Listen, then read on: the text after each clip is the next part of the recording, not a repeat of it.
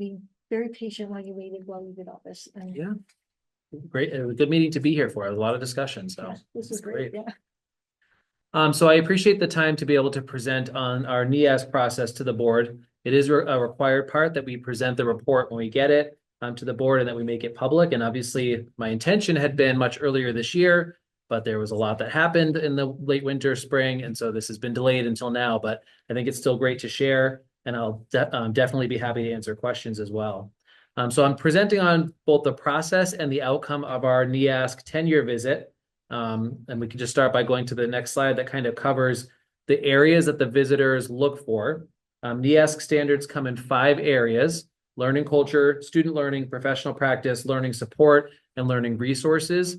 And there's descriptors there, which I won't take the time to read right now, but these are kind of the umbrella areas that they look for. And then within each of these standard strands, there are anywhere between a few to maybe 10 to 12 measured standards within each of these areas. So there's quite a lot that they look for. It is no longer the process with NEASC that it was at our previous cycle, which would have been back in 2013 timeframe, where there was long pages of just checklists of things that had to be checked off. This process much more closely mirrors like our own learning goal kind of setup, where there's an overarching outcome and then lots of measurables within that outcome that we collect evidence and kind of support. So the process is designed to ensure that schools that receive accreditation meet high benchmarks, and mostly that they're showing aptitude for growth, a capacity for change, and an interest in really driving high levels of student learning through the process of doing this work. So that's what these areas kind of cover. The NEASC process includes a little cycle that starts with a self-assessment, which was our first part of the journey way back in 2022, where we have to collect evidence within each of these areas. Then there's what's called a collaborative conference, which is when a very small team of visitors came for just 2 days, 1 night to kind of look at our initial report. It's kind of like what we would call a formative assessment. They reviewed the evidence we've provided, collected some of their own, and then issued some very specific guidelines for our kind of immediate next steps before our 10-year visit, which is the big kind of summative visit. We embarked on a 2-year process of school improvement based on our collaborative conference report. We did some more self-assessing, created another kind of self-assessment report with evidence and things like that for our 10-year visit, which was the big piece. We had that visit take place. That group was here for a much longer window of time. I think it was 3 nights, 4 days of time. That just so happened to fall on the eclipse last year, which was kind of cool. We had them here for our eclipse event, which we had not anticipated, but they got to see that kind of community element. They issue another report, which is our final kind of, are you accredited or not, or some other in between.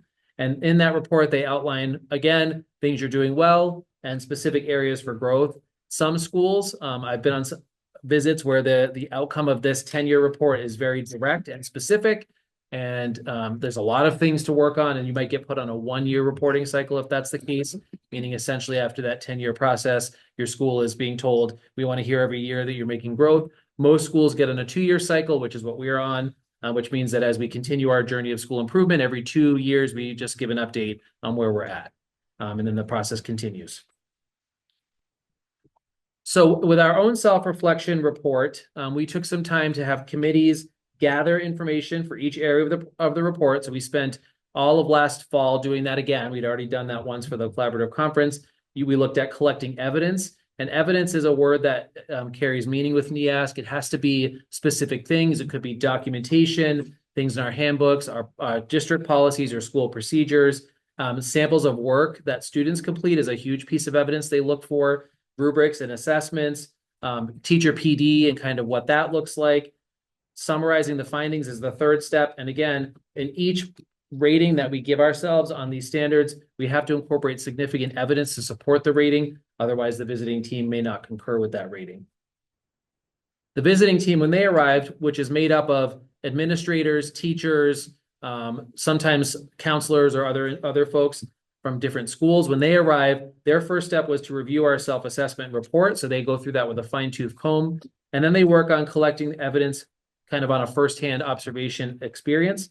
That includes going and looking at our website, going and collecting tons and tons and tons of classroom observations.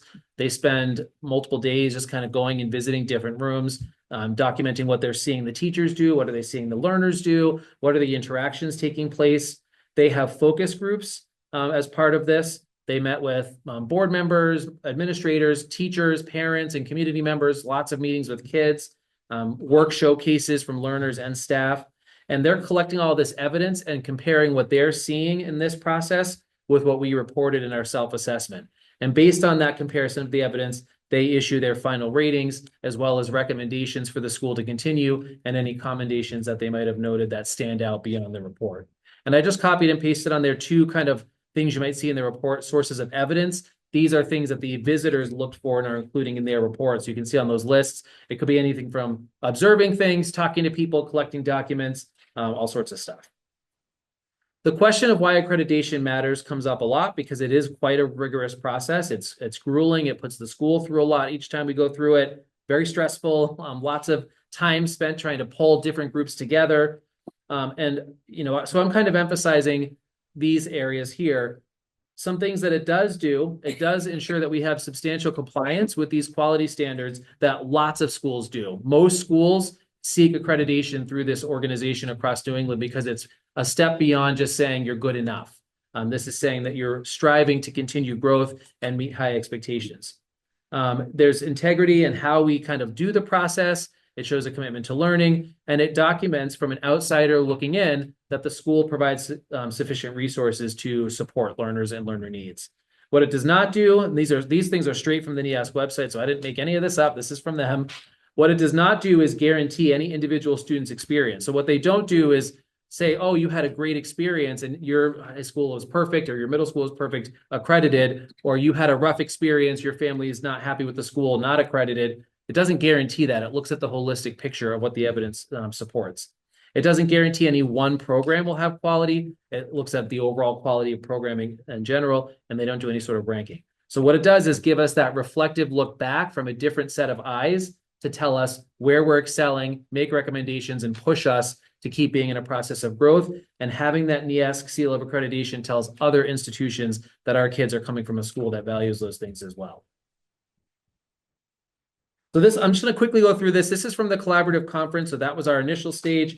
We were given 5 areas of priority to focus on. One was curriculum, making sure it was consistent in all content. We did not have a vision of the graduate yet, which is part of the NEASC required standards. We had our beautiful strategic design, but it had not yet been distilled into a specific vision for what we want learners leaving Conant Middle High School to be able to do. We didn't have a written school improvement plan that was consistent, so that was a priority area. Counseling and learner support procedures were deficient. We said that. The visitors concurred and kind of acknowledged that as well. So they said, work on that over the next 2 years. And then increasing the unity between the middle and high school with a specific recommendation to either become one or not. And that was their 5th priority area. So that was way back at our initial process in 2022. These are the 5 things that they said we should spend our time focusing on to really raise the quality of our school. We spent the time after 2022 meeting with faculty, getting them into workshop groups. We spent all of the 22-23 school year in different committees, really digging into these priority areas, reaching out to stakeholders, getting a sense of where to start, and then using lots of our faculty meeting times to do the work of identifying improvement, writing plans, and beginning the process of implementing. And the board has had lots of meetings from us and lots of presentations, and has of course been a part of adding, changing, modifying, and improving as we worked towards the goals and priority areas from 2022. So again, this is how we focused on the school culture elements, lots of feedback, bolstering student voice and leadership, creating a vertical alignment structure way back in 22-23 that's continued to evolve. Of course, we've become one school with that cultural impact being huge for our building and for how the learners and staff kind of adapt. We've had teams at the high school and middle school working across grade spans more consistently. So these are the things we started in 22 based on that collaborative conference to really push our school culture forward. School counseling, we've made a lot of staffing shifts, recycling, this next slide, recycling positions that we felt we could move around based on how things were going. We didn't create any new positions, but we repurposed the ones that we had to get us to having a consistent full counseling team that now includes a middle school counselor, 2 for the high school, and a school adjustment counselor, as well as that 504 and director piece. So at this point, we've aligned with the elementary schools with our middle school and are using second step for SEL. That started in 22-23 based on this process, and we've continued to grow that each year. We also have adopted signs of suicide and common sense media to grow the lessons that we can offer in classroom guidance. We got to the point the following year where all learners in grades 6 through 9 were receiving regular classroom guidance lessons, which had not ever happened at the high school in the time I had been here and had largely vanished from the middle school in the COVID timeframe. So again, rebuilding in a really specific way based on this process. And then lastly, counseling is now regularly getting out into teams and working on learner support processes with specific teams to help bolster how these programming supports reach learners. So again, this is all just from that first 2022 collaborative conference. These are the things we focused on. The vision of the graduate priority area, we made a large cross-section team, did some surveying, pulled key elements from the strategic design to see how those would implement into the vision of the graduate, made some drafts, did more review, voted on a final design, and at this point are now working on the rubrics to measure these with a goal of implementing the rubrics next year into how we actually assess and report learning to our community and to our learners through that vision of the graduate process. But again, started back with that collaborative conference. Our school improvement plan, again, broke into priority areas, met once to twice monthly in the 22-23 school year, crafted very specific outcomes and goals on each of our priority areas into a nice school improvement plan, lots of feedback sessions as we adjusted and revised, and we had our first formal school improvement plan rolled out in the 23-24 school year that had a 5-year window. We've already done a full year of implementing and adjusting and added another year on the other end. So that's work that started in 22-23 and has continued to grow from this process. And then with curriculum, thankfully, we had already started a lot of this in the 2020 school year with the work we did distilling our learning progressions into the learning goals that we use now. We've continued to use school day PD to revise and do that work. We now have power standards. We added proficiency descriptors with can-do statements. We now have sample evidence in all of our learning goals in every content area, every grade, as well as resource links. And we have added, as of last year, the vision of the graduate language. So when the visitors came for the first time ever, every content area had one format on a curriculum map for every content area. So that was something that we had prioritized, again, based on this work and kind of sped up our time frame to do it. Based on the other recommendations at the collaborative conference, we also increased professional learning, specifically in literacy and math, increased the use of data through Otis and rolling out a school-wide testing plan, which every year we revise and continue to implement. We started professional learning communities as a really big focus in 2022 and have continued to train and refine how staff use data in those groups. We added a learner mentoring to increase that 6 through 12 culture with the Link and Web crews, Link being the 11th and 12th graders supporting incoming 9th graders, and Web being 8th graders supporting incoming 6th graders, again, helping to bolster that student voice component. We've continued to grow our STEAM offerings. We've added more STEM courses. We added a 3rd visual arts teacher, again, by repurposing positions, and a 3rd STEM teacher in 2024, which we're back down to 2, but still maintaining a lot of programming. And then the staff looked at the rigor we were expecting as we rolled out these learning goals and made some decisions based on what we were seeing to increase expectations that every learning goal within a course had to be a developing or level 2 or above to pass the course, and then adding more support to make that successful. Again, these are things that, based on that mirror we were seeing from NEASC, we decided these were other areas we wanted to continue to grow on as a staff in school. Okay, so that brings us to the decennial visit.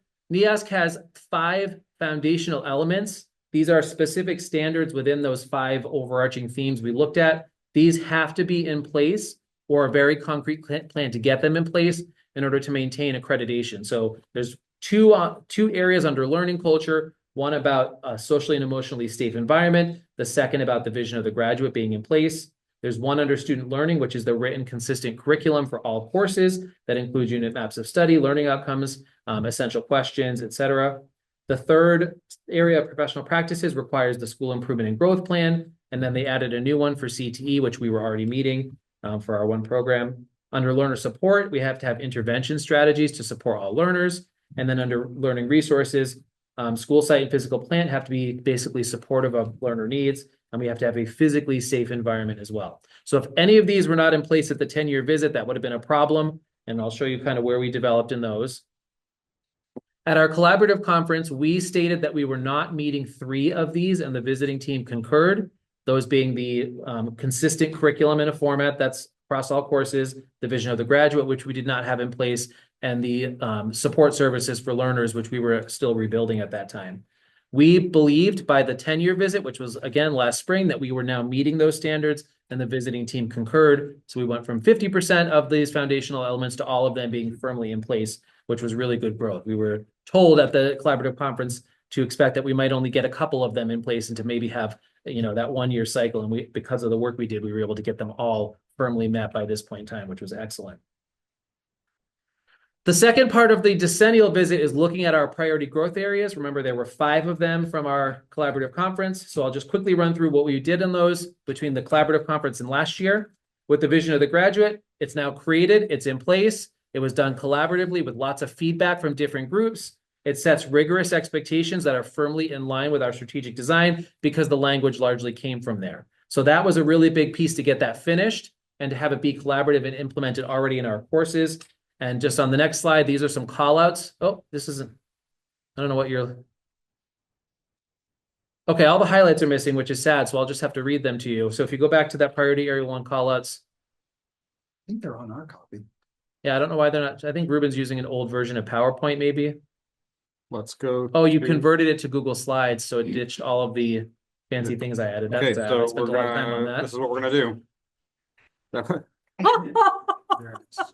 You have no idea how long it took me to highlight things. I had to figure that out, teach myself. It was a lot of work. It's gonna take his time and get them. We are gonna go and use something else. That's okay. No, it's all good. I'm just gonna scroll the PDF. That's perfect. Okay. Okay. So on this page, I tried to put a lot of excerpts from the actual report, and the report should be published online, after this meeting now that it's been reviewed with the board. But this is priority area 1, some call outs. I highlighted the school is fortunate to have created a freshman foundation course in 2021. They specifically talked about how that is a vehicle for the vision of the graduate, how we were kind of ahead of the curve on thinking about getting learners to set up a personal learning direction, and then using that to help drive some of these really important elements in our vision of the graduate. So I was really proud to see that in the report. The teacher who's been building that with the counselors has worked really hard to get that to be what I would say is kind of like a state-of-the-art entry into high school and career future planning program. So I was glad that got a call out. Another piece that they mentioned was that the use of social emotional learning and implementing the school counseling program has allowed students to receive a consistent message and build skills starting in 6th grade. They directly observed the lessons happening in classroom guidance. They observed the consistency of the programming. They talked to learners who were consistently using the language of Second Step, which was really cool because you don't often get learners who are just eager to share that. And they said it was really evident that the consistency of messaging into 9th grade has had a really big impact on learners since they were here the last time. Emphasis on community service, extracurricular activities, and leadership programs was called out in priority area 1, as well as allowing learners to develop themselves through these activities, which again helps build that longer term vision of what we want our graduates to be. So I thought those were important to highlight here because there are a lot of things we've been really emphasizing, and they showed the growth that we had in that time frame. So they recommended that we do continue 2 things on priority area 1, which again is the vision of the graduate, implementing a process to communicate and assess individual learner progress, which is what we've been working on this year, and ensure that the curriculum aligns with the vision of the graduate as we look at implementing those rubrics. Priority area 2 was the school improvement plan. Hey, we have one. It was created. The committees did a great job. The faculty approved it and continues to evolve it. And it encompasses many areas of the collaborative conference. So it checked the boxes of a successful, good school improvement plan. Some call outs on this one. The visitors noted that as faculty and staff continue to move forward with their goals, our school prides itself on being able to offer professional development opportunities within the school day as often as possible and over the summer to support teachers and meet the needs of learners. They were able to look through a lot of the professional development that's taken place, the teacher reflections on that, learners kind of talking about the time that they see teachers going and doing PD and immediately coming back and implementing things. And they felt like that was something to really highlight as an example of good work on that school improvement process and consistent growth. Another call out, increasing the consistency in teaching and support areas was something that they then elaborated upon as part of our school growth plan, that they saw that in place, that teachers consistently wanted to continue the work there and that they saw evidence that we're doing that on a regular basis. And then the last piece, the growth from these actions is indicated by the various systems in place to address student needs. And then continuing on, the school improvement plan has helped foster a collaborative culture and shared understanding among faculty and staff of optimal learning. So again, the visitors felt that there was clear evidence that this process of charting our school improvement plan and then actively and quickly working on it has really helped to increase our shared vision of what learning should look like and make sure that learners have what they need. One recommended next step for this one, make sure that we have a strategic process to review and revise the school improvement plan consistently, which I'll talk about later on.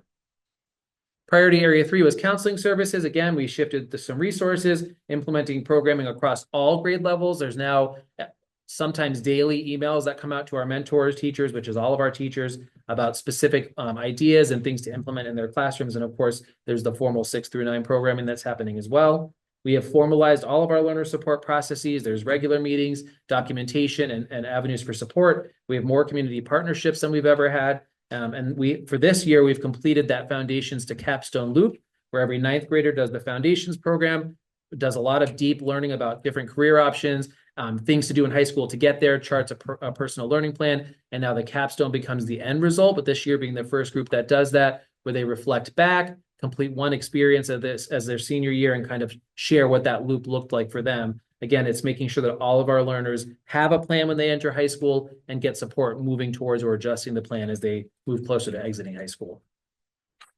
Some call outs from the visiting team: the addition of a director of counseling, a school adjustment counselor, and a school counselor has significantly impacted the counseling department and the learners and staff as a whole. Because of these changes, the school counseling team supports teachers, associates, and learners more.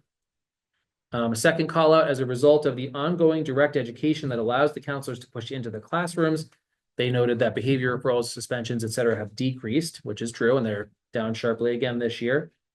And lastly, the comprehensive school counseling plan is a working document that needs to support the needs of all middle and high school learners. They said the counseling team has been clear about that as part of who they are and that consistent growth, push for more growth. And I should note that the visiting team for the decennial visit was the same group as who came in the collaborative conference, which is not common, but it was nice that they got to see that what they saw before versus what they saw now.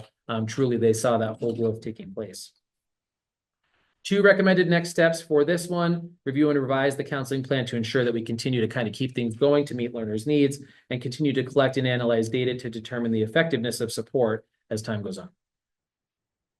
Priority area 4 was the consistent curriculum. At this point, every one of our learning goals has been finished for our courses.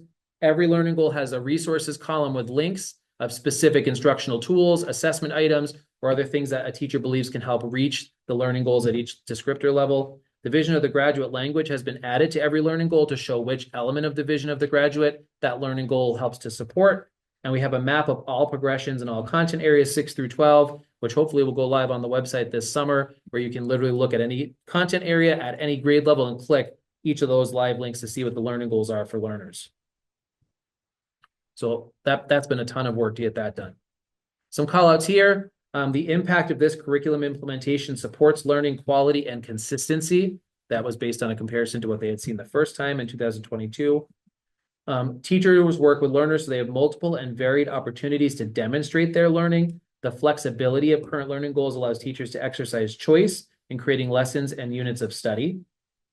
They talked in the middle about the PLC teams that are taking place, and that was a shout out that they gave. And then at the bottom, supporting and building a teacher-driven and learner-centered curriculum alleviates concern regarding the previous lack of formal alignment of common learning goals within content areas. A curriculum aligned with essential questions, content, and skills throughout specific units and topics of study promotes critical thinking, which they consistently reported in the learning section is what they saw in every single classroom they visited, which was not the case in 2022 when they had been here for the collaborative conference. Again, our staff worked incredibly hard to build those instructional tools and make sure that was the case. 3 recommended resources, kind of completing that resource section with even more items as time goes on, ensuring there's regular review and revision cycle for curriculum, and determining methods to share the curriculum with the community and other stakeholders. Okay, the third part of their report was our reflection on learning. And this is literally, I think it was 4 pages maybe of the report. It's very lengthy. It's a complete kind of summary from the visiting team of what they saw happening regarding learning, what they saw in classrooms, what it says about the quality and expectations of learning. It's in my opinion, the most important part of the report, because it's what we're supposed to be doing with kids, is ensuring that they have access to high levels and quality learning. So that one I'll summarize a little bit here as well. In full disclosure, this slide was the one and only slide that I had AI summarize for me, a 5-page into this. So this was a very nice AI summary. I won't read it to you. You can review it at another point in time. But the main themes, focusing on learning needs and the adaptability of our instruction and assessment, the high levels of collaboration and curriculum development that they observed, and the impact that that has had on the educational experience, active learning opportunities, different programming, different pathways, making sure that kids have those skills for success, creative expression and inquiry being at the center of how we build programming, with an understanding that building creativity and critical thinking allows learners to access higher order thinking across everything they may choose later in life. Lots of technology integration as we've continued to grow how we support learners, and the supportive reassessment practices that encourage a growth mindset was another area they kind of focused on. And then some call outs from this section. I definitely would encourage reading that. If you don't want to read any other part of the report, reading those pages, they're lengthy, but very informational. They called out that since the collaborative conference, they noted that the school's administrators have provided the support, time, and financial resources to encourage faculty to meet across disciplines and grades to review and refine curriculum, learning progressions or goals, and instructional tools from 6th through 12th grade. The school's vernacular reflects its focus and commitment to student learning by calling students learners throughout their documents and daily conversations. Unfortunately, that has gotten negative somehow connotation recently, that we choose to focus on learning versus studying, but the visitors were impressed. It matches with NEASC documentation. They felt that the actions were aligning with the focus on that term, and that actually comes up again later in the report. Students strongly believe that the teachers care about them because they ensure the students understand the instruction in the classroom and can share what they know. On a larger scale, when teachers identify a need for many learners, the educators work across disciplines together and with the counseling department and administrators to add coursework that will address gaps in learning. And they specifically looked at a program that we had added with high school teachers supporting math gaps in 6th through 8th grade and designing new courses at the high school level to help fill those gaps. They thought that was exceptional, that in a 4-month window of time, based on the speed with which these meetings were occurring and the amount of collaboration, that we were able to do that. And learning progressions guide instruction daily, and to be successful, learners are expected to demonstrate analysis, the ability to synthesize collaboration and creativity, again, from the learning goals to the assessment evidence and the instructional tools to what they observed in the classroom to their conversation with the learners themselves. This was a consistent vein that they said showed high levels of expectation and the types of tools that help learners to get there.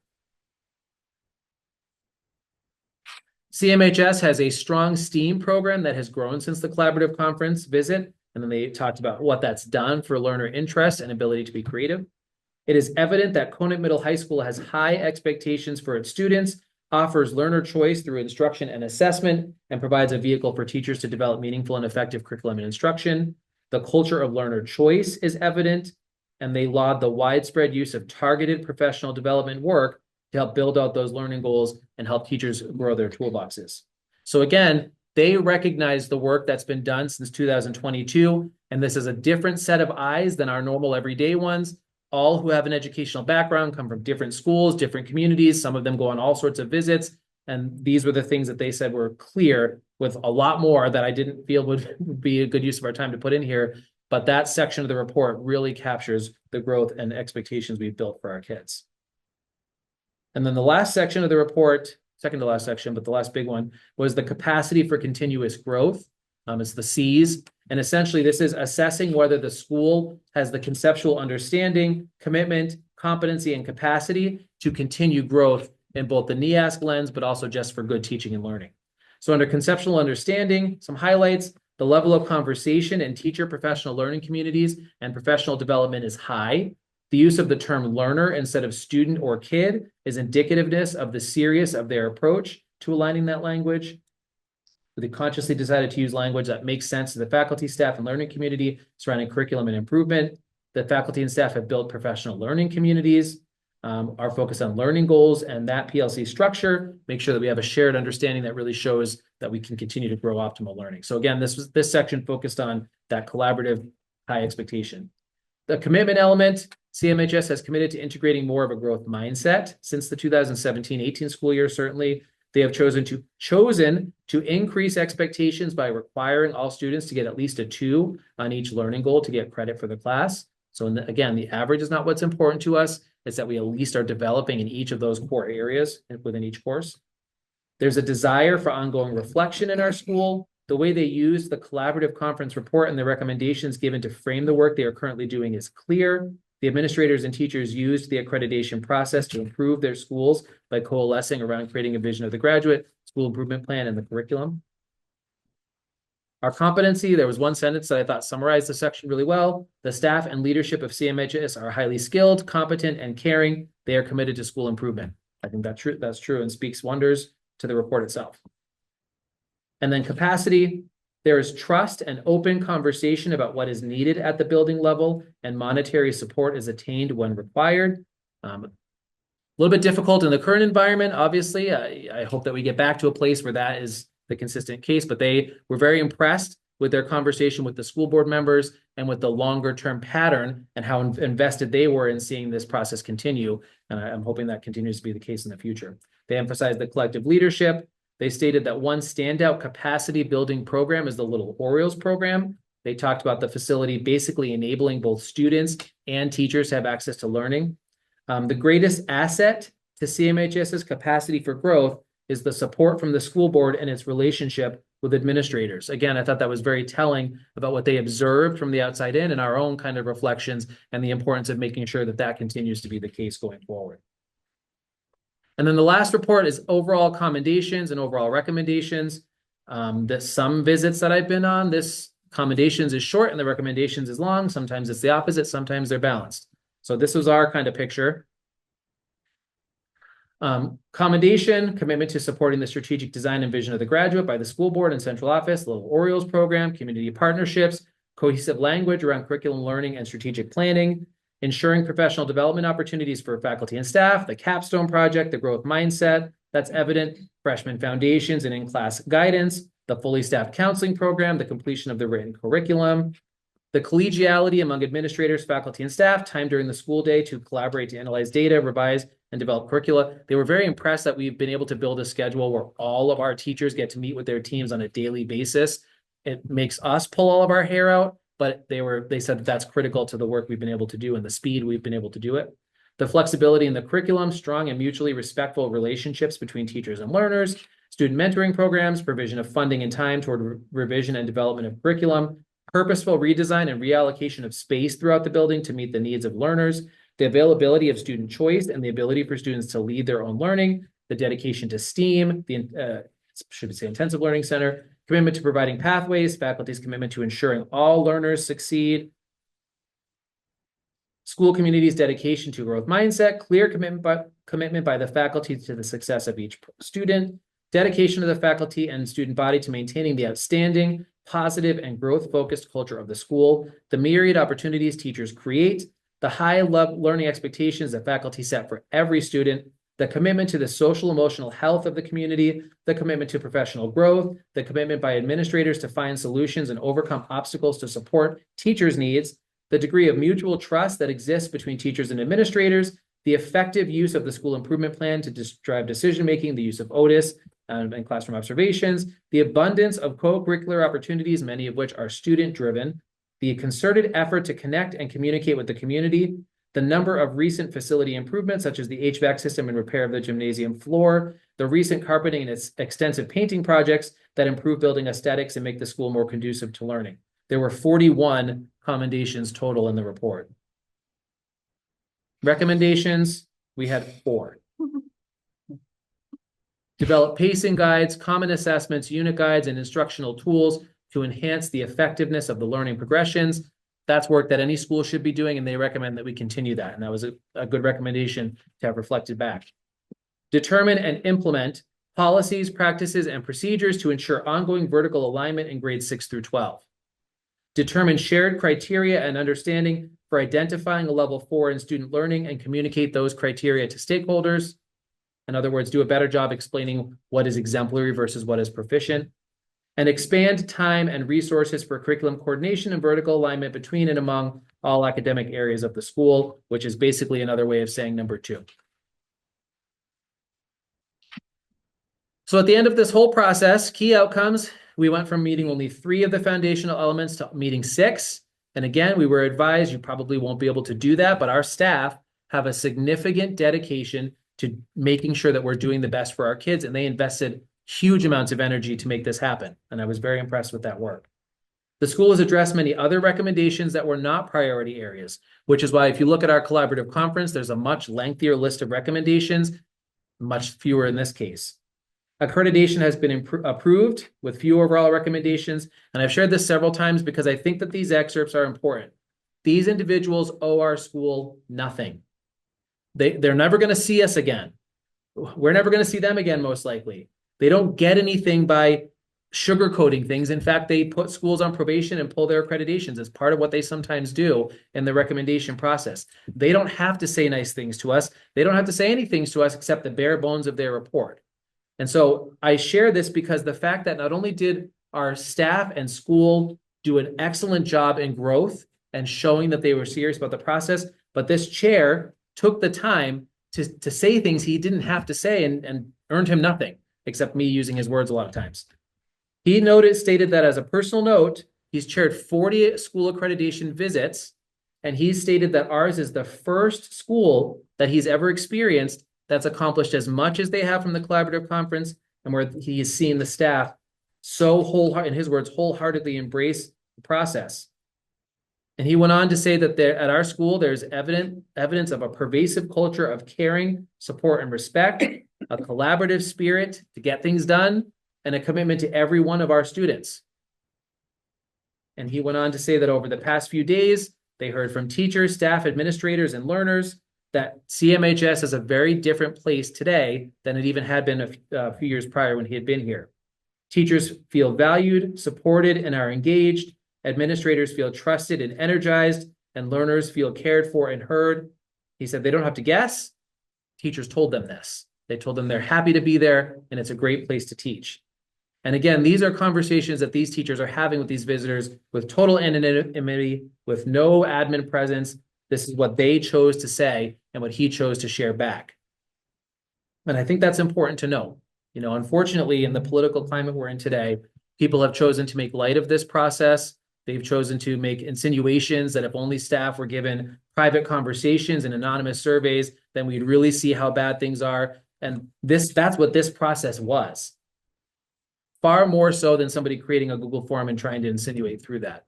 So I felt like it was important to point out that these visitors owed us nothing except to do their job of the accreditation, and they chose to give additional supportive language from what they had seen and the exceptional school that they felt they had just witnessed. Since the visit, we've already done quite a bit of work. The vision of the graduate rubrics are in second draft form with another round of feedback being collected before we move into the community phase. We'll be coming back to the school board to present those as well and get feedback and eventual approval to start reporting on those. We have a school improvement committee that started this year, whose sole job is reviewing the school improvement plan in a systemic way each year, deciding next steps, retiring things we've completed, adding new things as the faculty kind of believes that's important to do, or other stakeholders, and making sure that the work continues of continuous school improvement. We've added 2 leadership teams to address our 2 greatest learning areas, literacy and math, in terms of what we're seeing for the needs. Those teams are reviewing data, coming up with professional learning plans, and continuing that kind of overall process. This year was the first year of a formal curriculum review cycle since I've been here. It started in 2010. We've never had that in any sort of systematic way. This year we had 3 teams who went into the full process of reviewing learning goals, looking at the underlying standards, unpacking, adjusting, doing instructional work together. And next year there will be another basket of teams. For the first time, we've had vertical alignment as a consistent piece in our calendar twice a month. 6 through 12, each content area is meeting. They've made the science team, for instance, made significant changes to the lab protocols, building in more safety at the middle level, building in more reflection at the high school level, coming up with lab report guidelines. There's a lot of work to do there. Social studies is doing some course adjustment and learning goal work based on what they're seeing with wit and wisdom and some of the overlaps. So again, that was a recommendation. This year, we've already got the process starting to make that a systematic part of our culture. And of course, our PLCs are continuing to grow in their data analysis work. So going forward next, we'll continue the work on the vision of the graduate. Then next year, our goal is to have really solid drafts that we can have some teachers pilot with how the reporting might work, and then continue that revision process, and then roll them out the following year to start actually giving feedback through Otis on how learners are doing as they progress through our school. Continue the revisions to the school improvement plan as we implement, continue the curriculum review process, and continue vertical alignment. Really, it's just making sure that we don't allow the momentum from this reflective process to fall down the wayside. So this is my executive summary. NEASC is a very grueling process. I went through it at this school in 2011. I was in my first full year teaching. We started the work. My second year was the rubber hitting the road. It's a lot of work then. It's even more work now. Now it's not preparing one visit report. It's preparing it twice. It's looking at deep and not always as clear kind of rubric areas, whereas it was really prescribed before. It's grueling. It requires a lot of true reflection. There's difficult conversations on some of the committees sometimes. Vulnerability had to come out, and you have to have a commitment to change. And if you don't do those things, I've been on a visiting team where we haven't felt those things occurring. And trust me, the visiting teams in those cases have no problem saying there is no evidence of growth. The school must focus on, a commitment to the process. That was not the case here. If you don't have a true reflective nature and commitment to change, it becomes obvious. You can't snow the process. You can't gloss over it. You can't pay people off. The only way to do this well is to do it well. And the summary is that we did it very well, and we got a glowing report as a result, and lots of things to continue working on as we go forward. And I just wanted to jump into the School of Excellence piece because that is a current event. It's almost like we chose to go through this again this year because this was very similar to that process. Again, this School of Excellence is not just them coming in and saying, you're the School of Excellence. It's a significant process. And the 5 areas they look at are almost identical to the 5 areas that NEASC looks at. Curriculum and instruction, community and culture, visioning, personalization and data that provides support, and collaboration and a growth mindset. Within those, there are rubrics. This is just the first one for curriculum and instruction. And you'll notice that the first word on every single descriptor is evidence of, with opportunities to then rate based on the evidence. And again, this reads very similar to NEASC. So there's rubrics for each area. Yep, still more rubrics. This is just kind of going through the process. We did a self-assessment first, 5 pages. So that was tricky in some ways to condense into only 5 pages, but we had to include significant evidence because if the initial self-assessment was not to the selection criteria standards, then they don't move you forward. So a lot of schools, that's the first step is the last step for them. Our report included copious links to things, examples that we threw into drives and linked in there, just tons and tons of evidence to support where we believed we were in each of these rubrics. I put a gut on the next picture because it was gut-wrenching to drive to Concord and present to a panel of people. It included, I actually didn't realize it was a gut until this morning, and it's really changed it then. So yes, I was trying to figure that out. Yeah, I used the design tool to sort these into these little panels like this, and to put a gut there. So, but we did have to present to a panel if they thought our report showed that we had evidence to support possible selection for this. We went to Concord, we presented, we ran over our time, and they let us, which I thought was interesting. But we got to see some of the other groups coming in as we were leaving, and I was like, okay, we are a different sort. We're, rough and tumble kind of coming out of the building. But we did that presentation, and then they selected us for the site visit, which is the 3rd step. Again, more schools kind of get filtered out after step number 2. If we're selected after our panel visit, then similar to NEASC, visitors, other educators, came to observe our school. And this included some presentations that we put on. This included lots of classroom observations for specific things that they were looking for with the rubrics. This included them talking to whomever they might want to talk to in the building. Some of them pulled kids and asked about robotics, and they actually knew that we didn't have a good robotics room this year before we even presented that in our panel, just because, again, they just grabbed whomever. As well as tours of the building. We had a whole diverse range of people kind of as a part of that. And then the last piece after this committee rates is to choose the School of Excellence. If one exists, that meets the criteria. And that's an important distinction because there are years, if you look down the list, when nobody was selected as a School of Excellence, particularly at the high school level, because this is not something that and they were clear going into it, they will not select anybody if they don't have somebody as part of the process who they think meets the criteria. So again, this is a highly rigorous process to even get through, and they would not pick our school or any school if they believed, based on the evidence, that it didn't deserve that criteria.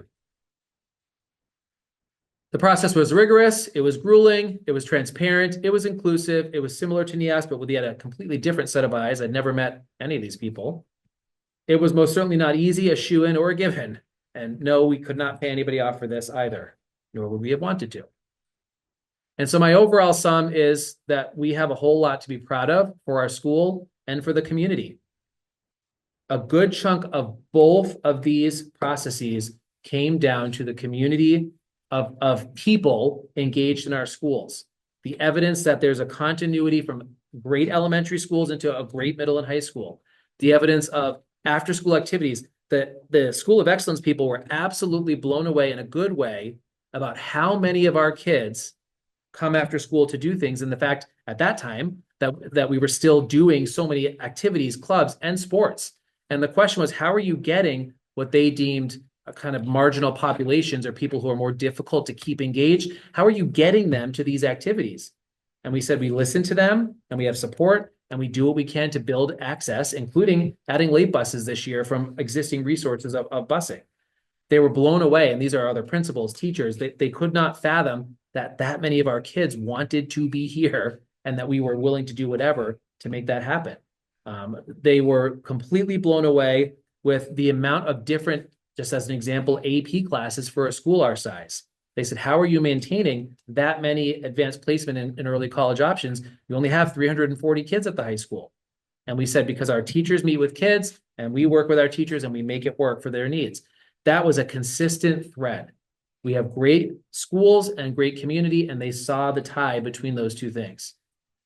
I did get this report the Monday night before the vote for the budget, so I knew the whole time. It was really hard because that obviously changed some perception about what the future was going to hold. But it was evident at that time that polling was all in the same direction and for the same purpose for our kids. And again, I really hope that as the community realizes how big of an honor this is for the community through our school, that support will continue to grow in the future, because this was not something that a school just gets or a community just gets. And if you look at the schools selected for some of the other categories like K5, K8, middle school, very different types of demographics and very different types of funding support. We were number 68 out of 72 for per pupil cost, and we were selected over schools that I saw one of the logos are significantly higher in that funding portion because we've tried to work as a community. And I think that's really important to emphasize.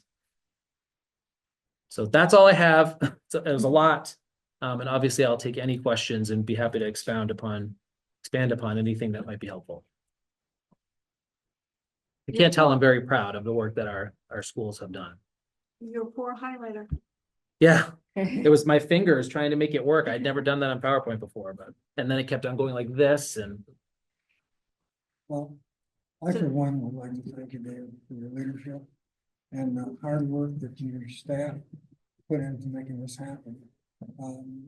I can't possibly imagine the thousands of hours that went into this over the last couple of years. This is a tremendous amount of work in addition to normal education. right. And so I for one really appreciate your efforts in this. Thank you. I appreciate that. And I'll turn around and say that without the staff that we have, because I've been a teacher in the building and I've seen the different pockets of things over the years. And we have a truly exceptional and dedicated group of staff in all of our schools, but I can only speak directly to this school. One of the teachers who was on one of the Eddie's panels has been here for a long time. And this individual said, this is the best I've ever seen our school. And it's because of collaboration. It's because of care. It's because of support. And that teacher was leading one of the panels, not somebody I would have expected, but they were wanting to do that because they recognize that together, this school has really pulled for kids. And I think that's really important to know too. It's, I'm shocked that, knock on wood, with what happened with our budget, I'm going to be most likely fully staffed in the next couple of weeks. That's incredible. We have attracted people in an environment when we've had a really difficult year, and it's very public in that way. And I think that's because the culture of our schools, people have heard and want to be a part of that. And that's what they've told me in interviews. But it's been nice to have that. Three final interviews with me. that came out loud and clear with all three of those candidates Yep. chosen. Yep. The vast majority, the only staff I have lost this year have been either retirements in progress, somebody's moving back to their home country, for a variety of reasons. That's been it. So we've lost very few staff this year, and we've quickly been able to attract people to fill, including what I'll call a unicorn type of a role with somebody that needs very specific certifications. And we had like 5 people apply. And the last time this happened, we had -4. We were calling people and begging them, right? So I do think, Charlie, to your point, it speaks to the work that the staff has done and to that culture that's been created. And it's important to recognize and keep that going, because that's what gets people, even when there's difficulty, to make a decision to come here. And I think they need to come here.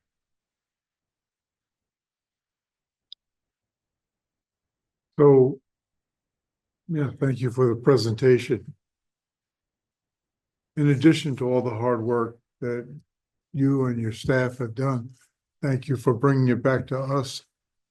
I know it's hard. I think our community doesn't truly realize how fortunate we are. And there's a lot that needs to happen now, I suspect, to maintain this level of dedication to our school by our staff and yourself. What can we do as a school board going forward? Well, I think I guess there's 2 things that I would say. One is that when the school board is working together in support of the schools and of learning, that's obvious in good ways. And when the school board is not doing that together, that feels obvious in maybe not so good ways.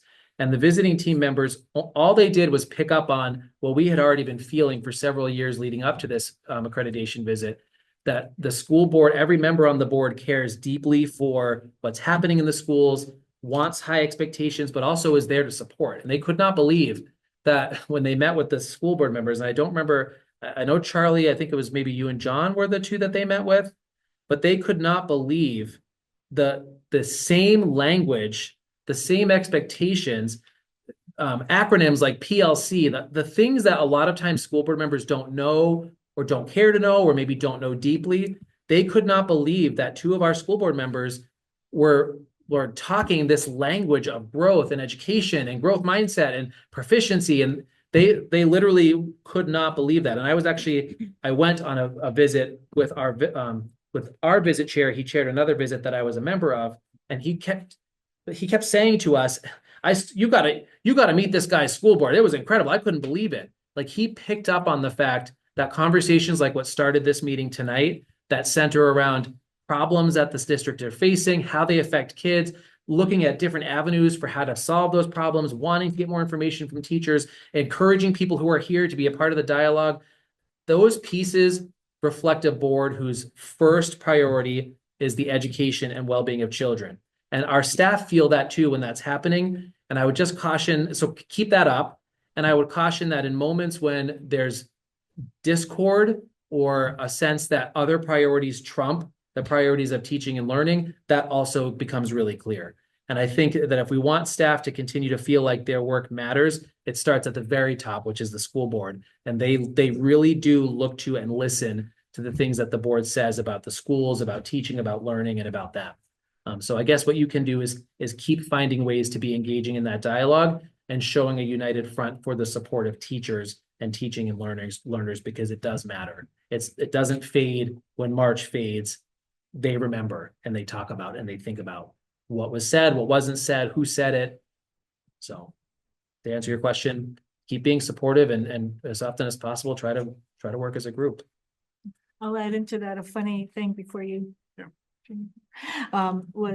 My daughter was in the Annie play, and she overheard somebody saying, and she thought it was a student nearby saying, are any school board members coming to the play? And and it was just such a cool thing that my daughter overheard. She's like, "Yep, my mom's coming." Yeah. They But- We notice went. it. Yeah, they truly do. Yeah, but Yeah. like this was a well Yeah. attended play, but that was like, that threw me, like, is that important to them? It is. I think the board has, the reason why the school board won the School Board of Excellence was because the way that this board has functioned is not common, and it's not common in a good way. And I think that we've created a culture where people really do value, not just because you're the school board and they have to, but they value the involvement of this group of individuals. I mean, you guys are dedicating huge portions of your lives to very difficult positions where nobody thanks you. They often yell at you. They don't like anything you like. We all get that. And that you've made that culture collaborative and focused on learning, that now they notice when that's not necessarily there. And I think that the call out in the report said it perfectly, that the trust and the support from the school board is a huge part. The greatest asset to CMHS's capacity for growth is the support from the school board and its relationship with administrators. That was what they felt from their meetings with the school board members, talking with staff, looking at the long process of growth. I mean, that was what they said, and I think that was exactly right. So I think the more that the board is able to do those things, the more it keeps that culture growing and encourages staff to take risks, get involved, seek professional learning, and seek change. When that safety or that support is not evident, I think teachers would do what anybody does, and they retrench back to what's safe, what's easy, and what keeps them kind of out of the limelight. And that's not the culture we have now, and I hope we never go back to that. And that's, that dovetails nicely into, answer your question, safety. The role of a leader in positional authority, which we have all here, positional authority leaders, our first job is to ensure as well as we can the safety and well-being of those who work with us, and that we are in charge of, in a sense. So being in charge doesn't mean, dictating and saying this is what you have to do. That's clearly not how this school functions. The word collaboration and collective nature is strewn throughout their entire report. We have to think about the heart and soul that is being poured into the work, into each and every child every single day. This year, there was a lack of safety at times. We all know that. We don't need to talk about it any deeper than that. That can't happen again. We need to do better. We need to stand up for our educators, for the educational system. And David's been very good about saying our teachers, our educators, and so forth, our administrators as well. They work extraordinarily hard. And when people lie and say horrific things that we know are not the case and are contrary to what we have been able to witness over the past decade, we let that go on. That is not promoting a safe environment. We are so proud, and I know everyone here is so proud of our school community. So that is what we can do in the future to make sure that that safety is felt.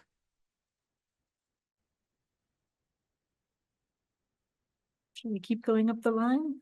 Chris, do you want to add anything? Yeah, I mean, I just echo what John and Charlie said. I think we probably don't understand how much work it is, but understand that the staff is incredibly busy. And I'll go back to kind of what other people have touched on. It's just that caring, right? It was written there. And I think that's what, overwhelmingly you hear from the students.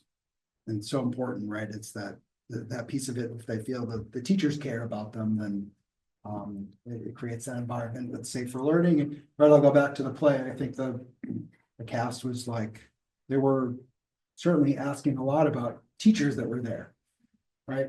Oh, and they were there. And these teachers, again, are, they work long weeks, but they do, I think that's just another sign of, they're like, oh, so-and-so there. Yeah, he's here. Oh my God, they're, so excited about that. Not even their current teachers, right? People that they've had in previous grades in elementary school that show up for them, sends a big message, and to me, like, supports those things that beyond all the systems, right, that are in place, you guys are going to have that, right? But you're not going to be able to implement it properly unless people are dedicated and, actually care. So, a lot of that systems approach says that you have everything in place, but to me, in order to enable that, it's about that staff retention, right? Keeping these good educators here and passionate about what they do.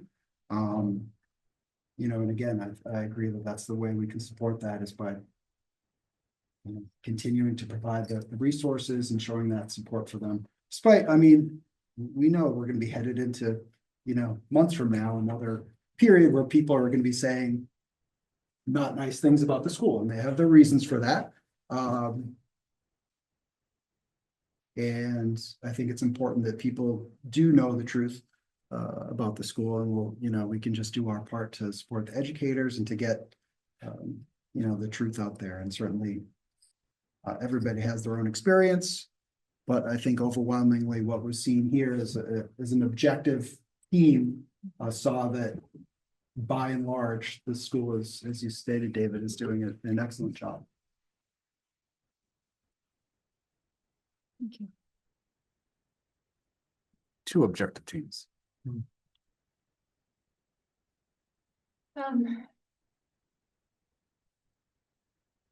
So I read the report and I looked at the presentation before the meeting and I just kept thinking how close we are to being on the edge of losing the things that make us stand out. But we do have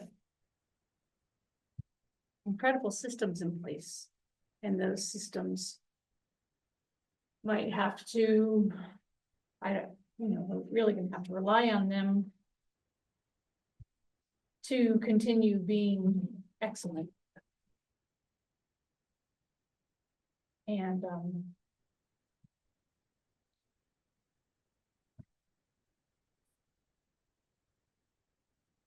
I've had kids in the school for a while now, and I've seen this school grow amazingly. And then today I heard my 6th grader say, I love my classes.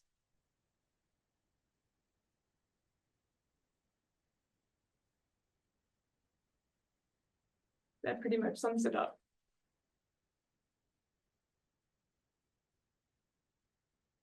Sandra, would you like to?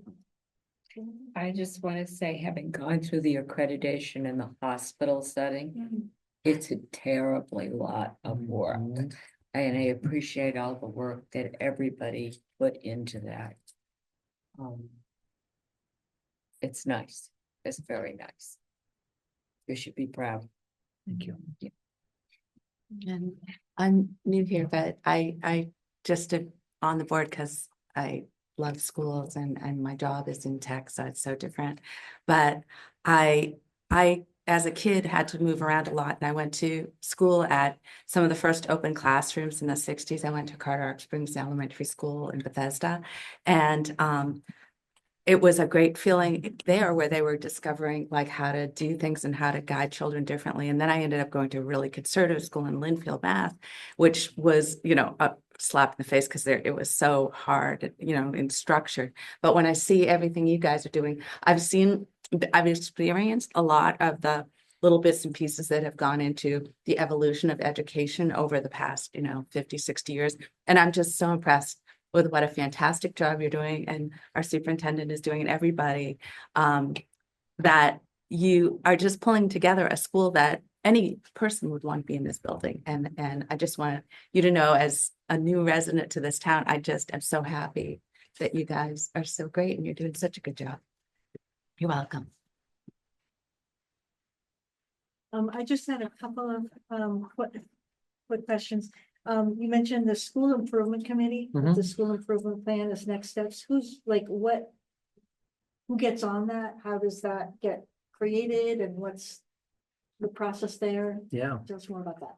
So this year I put an open invitation out to staff who would like to be a part of this leadership team. And there was a couple of other options for leadership as well. At that time, math leadership and literacy leadership. So people volunteered for that work.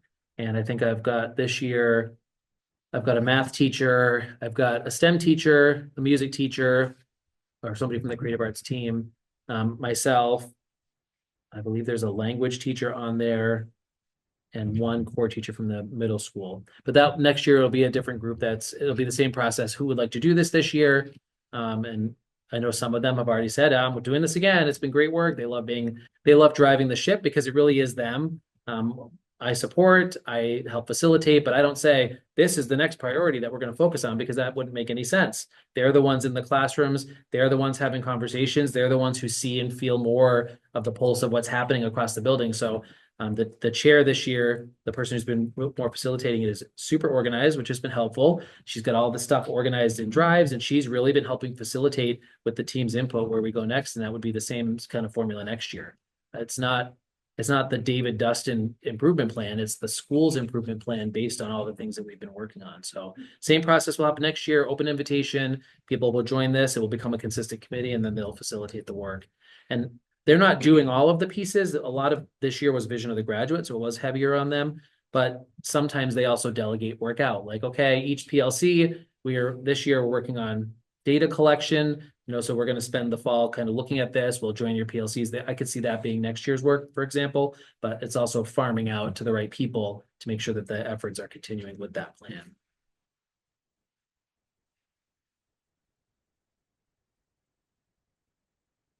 Want to ask a question? I don't know if I want to ask it. We've alluded to the elephant of the room of having the budget so drastically cut at this time of just seeing the progress. Yeah, I'm looking at the logo on the rug. Yeah, just seeing where we've come to. I toured an alumni today around the building, and he was completely shocked at Oh, yeah. the different feel, the different look, the student work in the hallways. And he didn't graduate that long ago, but he was like, oh my gosh, this is like a completely different school. It feels so nice in here. I'm like, I know. Yeah. But So one of the things mentioned was the STEAM program was highlighted. And I know that you've needed to cut a third of the STEAM teachers right. due to this cut. Are there other areas that you see highlighted, noted that, wow, we're really not going to be able to do that next year? I guess I want to be careful how I ask that. I don't want to end on a negative note, but I think the reality of, we know it's not a full stop. We can see this is not going to be a full stop. We can see the creativity and the drive of the people who are running this show are just, it's phenomenal. The engine that's running this is phenomenal. Things are going to have to change. Yeah. What else are you seeing? I think because of the systems that we have in place, because this board has taken a risk and been able to stabilize some things, or potentially will be taking a risk. And because of some of the creativity of our staff, I did actually have to file a report with the Commission for Public Schools with NEASC to let them know, because this would be considered a significant change with the budget cut of this magnitude, or a reduced budget of this magnitude. But I was able to confidently say that for at least this upcoming year, we will likely be able to absorb the short-term impacts. It's going to be, we've reduced some of our STEM offerings a little bit. We have not had to eliminate them, for example. Because of some low signups in the general music program, we've consolidated but not eliminated. So those are some of the biggest impacts that we've seen in the immediate term. If the reductions were not permanently restored, and for instance, we no longer had the same co-curricular access, that would be a significant hit to what we've built and what the report has highlighted. If we were to lose any additional staff and the counseling team, if we were to lose more STEAM programming and start having to cut actual programs completely out of the mix, those would be significant and significantly concerning things that would likely turn the course of this pretty quickly. The grade level, the biggest impactor has actually been the reduction of one of the core teachers at the middle school, because we had already eliminated entire pods over the last couple of years. So there simply wasn't slack in the same way. It's going to work, but again, if there was an additional impact there, that would not be good either. So I think because of the systems and the creativity and the board's ability to stabilize the year, we're okay and we can continue moving, but a second year of that would not be okay. and would likely be more of a full stop. Thank you so much.